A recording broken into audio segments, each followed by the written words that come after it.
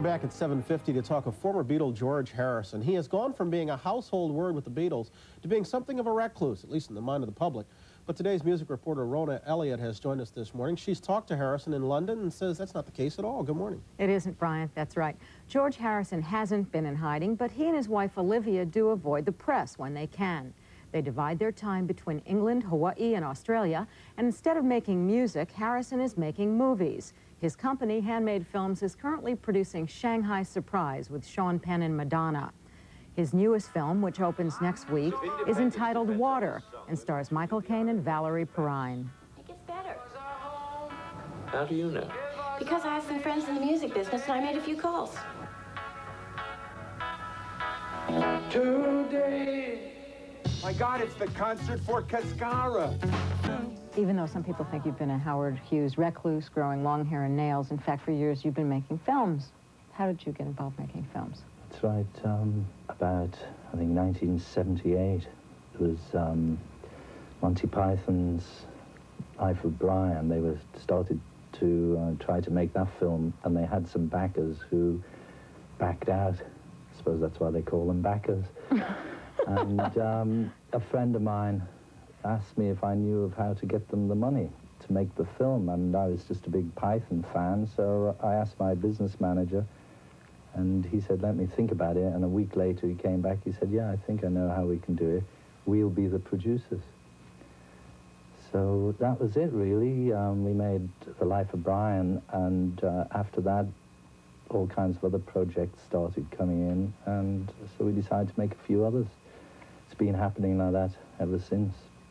With regard to your involvement with Monty Python, one of the things that you said is, when you've gone through as much as you have in life and you try to decide what's real and what's not, and then you turn on television and it's a mess, laughter is the greatest release. Does that kind of sum up your whole philosophy? Not really, no, but I don't think that sums up my philosophy, really. Isn't anything. It's just to keep quiet and just try, you know, that's it. I don't really have a philosophy. I know I'm supposed to be philosophical, but I'm not.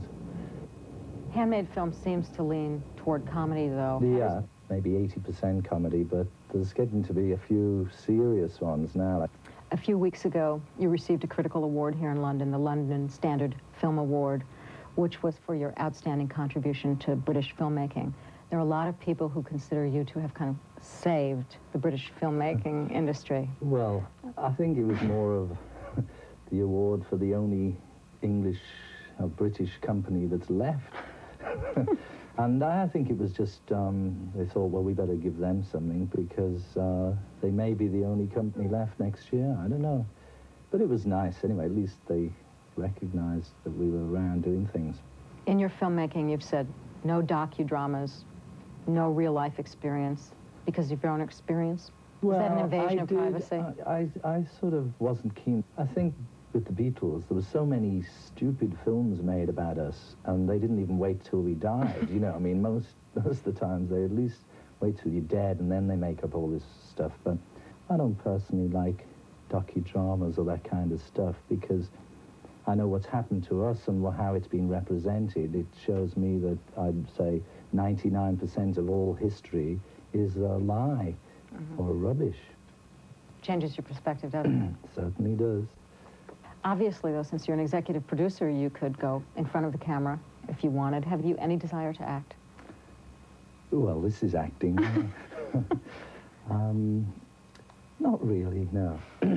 I suppose we're all a bit silly, you know. I don't mind doing a little piece here and there just for the fun of it, but it's difficult enough acting out the day-to-day existence rather than... And also, I think acting is so boring.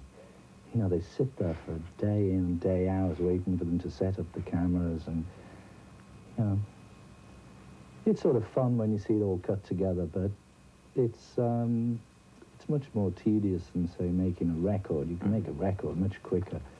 In your new film, Water, there is a priceless cameo at the end with yourself and Eric Clapton and Ringo and Ray Cooper and Chris Stanton. How did you decide to do the cameo? Well, let's see, it was Ian La Frenais who wrote the script. He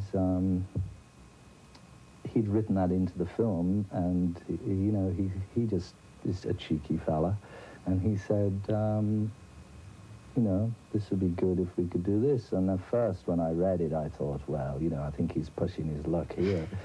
Sounds a bit over the top, but you just wait and see. And as the film progressed, it sort of made sense, really, and it's an easy enough thing. And when Eric wrote the song, the United Nations, that is, it seemed quite a nice thing to do. Good excuse to go and ham it up.